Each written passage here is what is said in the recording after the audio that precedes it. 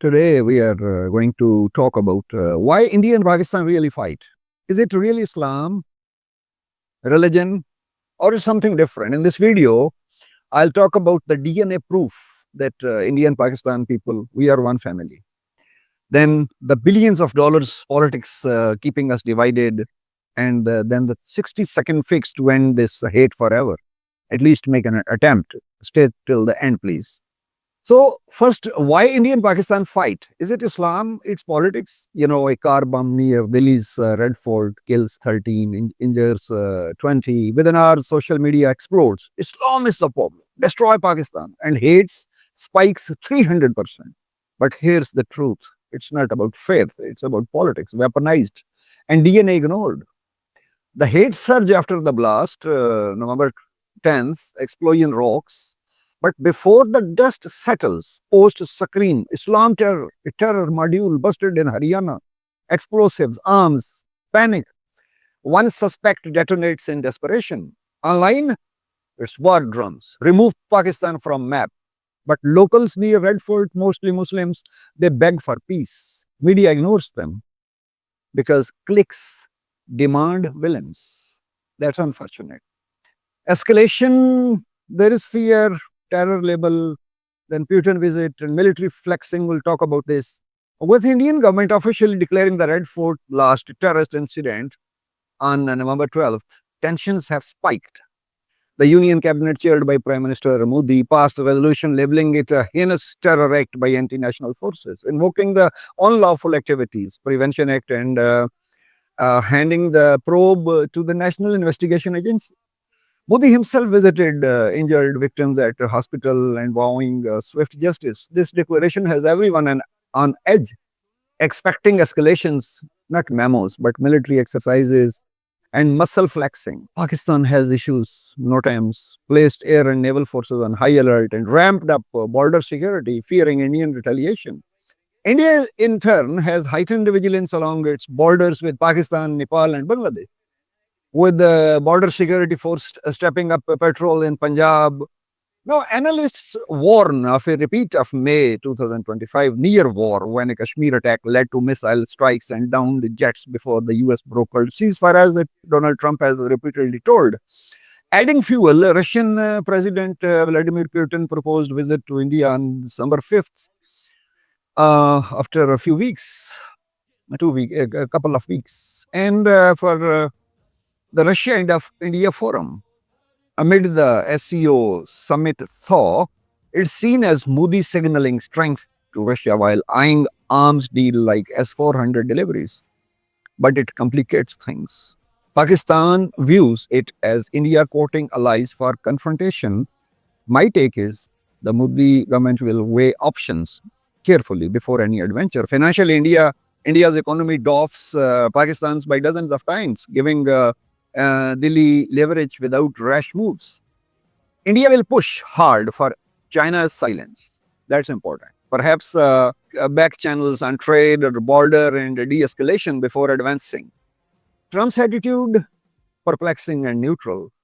He has urged restraint in the past crisis, and because he prioritizes U.S. interests over picking sides. But his America First tariffs have already strained India-US ties, leaving Modi hedging with Beijing and Moscow. Now I'll bust the myth that Islam is the problem.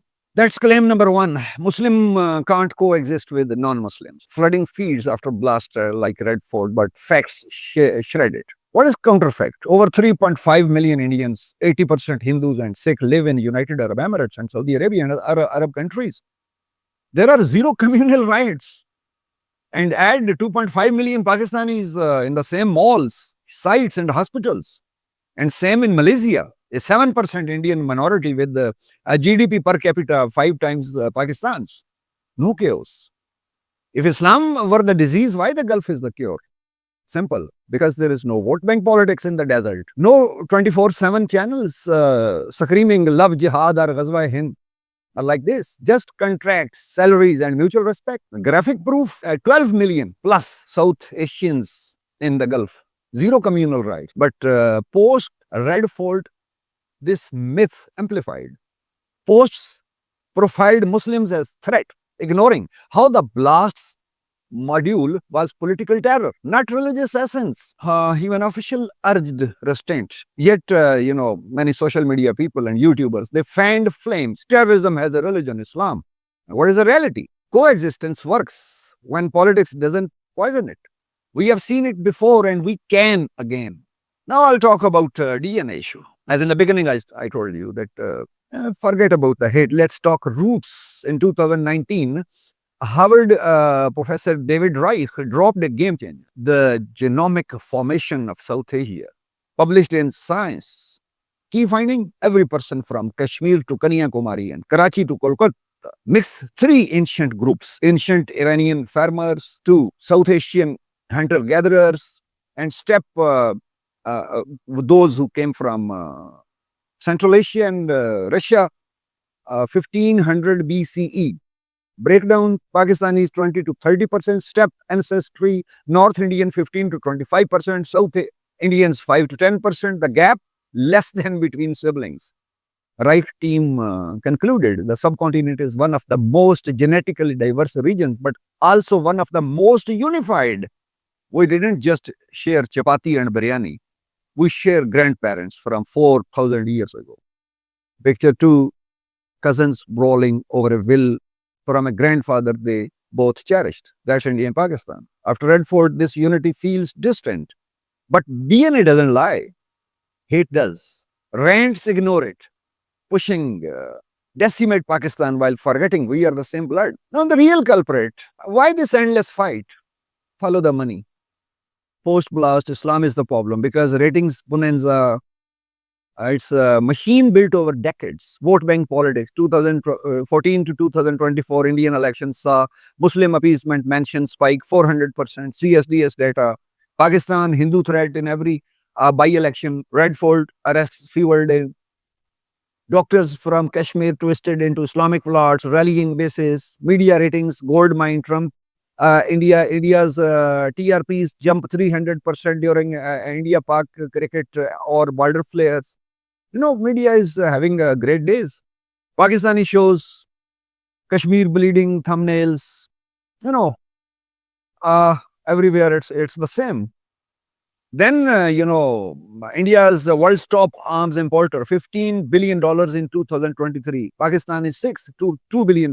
And sellers, USA, Russia, Israel, France. Every ceasefire dents their profits. Decimate Pakistan posts, it's music to their ears, fabricated and protected threats. And then BJP candidates, both sides shield useful monsters to keep tensions simmering. Red Fort, hours after Faridabad bust. Panic from a crumbling module, not divine mandate. Hate equals votes, plus TRPs, plus tanks. It's a business, and we are the customers. Peace isn't wishful. It's a policy that delivers. Example one, Kerala. All of us know. 30% Muslims, 20% Christians, 50% Hindus, 96% literacy rate, zero communal right in 20 years. What's the secret? Land reforms plus education, not sermons, no speeches. Example 2, Kartarpur Corridor, 2019. First visa-free Sikh crossing in 72 years, zero incidents. Pilgrims hugged Pakistani rangers, tears flowing. Example 3, 1971 war prisoners, 93,000 Pakistani returns with honor. India honored Geneva. We should appreciate. And Bangladeshis still revere it. Post Red Fort, Kerala's model shines. Unity versus policy, not profiling. Social media ignored it. Chasing Islamist clicks. There is a wake-up call from history. We will wait. Are we going to wait for the unthinkable? Look to Europe. They learned the hard way after two world wars that claimed 100 million people and razed cities to rubble. Leaders vowed never again. World War killed 16 to 20 million. World War II killed 70 to 85 million, including the, many cities and states. Economies shattered, families torn apart, entire nations in ruins. This devastation birthed a new vision. integration over isolation. In 1951, the European coal and steel community pooled resources from France, Germany, and others, making war not merely unthinkable, but materially impossible. By tying economies together, this evolved into a European Union community in 1957, and today, European Union, a bloc of 27 nations trading freely, sharing borders and resolving disputes through dialogue. No major wars since. Prosperity followed, and European Union GDP rivals the US with shared peace as the ultimate dividend. Europe's lesson: catastrophe forces unity. But for South Asia, why wait? A nuclear flare-up between India and Pakistan wouldn't just scare our lands; it could doom billions. Studies warn even a limited exchange, 100 Indian warheads versus 150 Pakistani, could kill 50 to 125 million directly in the first week from blasts, fire, and radiation. That's more than all of the World War II soot from burning cities could trigger. Nuclear winter, dropping global temperature 5 degrees per year, slashing crop yields 20 to 35%. Famine could claim 2 billion lives worldwide, two-thirds of humanity starving as food chains collapse. Various models like Rutgers and CU Boulder, they confirm our arsenals over 300 warheads each by 2025 make this no fantasy. Europe integrated after 100 million dead. Will the subcontinent awaken after a billion? Can we choose peace now before decimate Pakistan becomes our slogan? Our shared DNA demands better. Let's build bridges, not bunkers. Again, I say, let's build bridges, not bunkers. Enough analysis. Action time. At the table with chai and kava, biryani, symbols of our shared table. Here's what you do in 1 minute. Comment below. One childhood memory bridging borders, cartoons, cricket, food. Tag a cross-border friend with this hashtag same grandfather. Share this before algorithms bury it. Politicians divide in decades. Social media unites in days. Reich paper, Gulf stats. It's time for family, not feuds. Kids playing cricket on Wagah Road, cheers from both sides. Next time Islam is the problem hits your feed, send this. Hindu Rashtra saves us? Question. Forward the DNA. No more wars. Just a family reunion. We are sons of one grandfather. Let's act like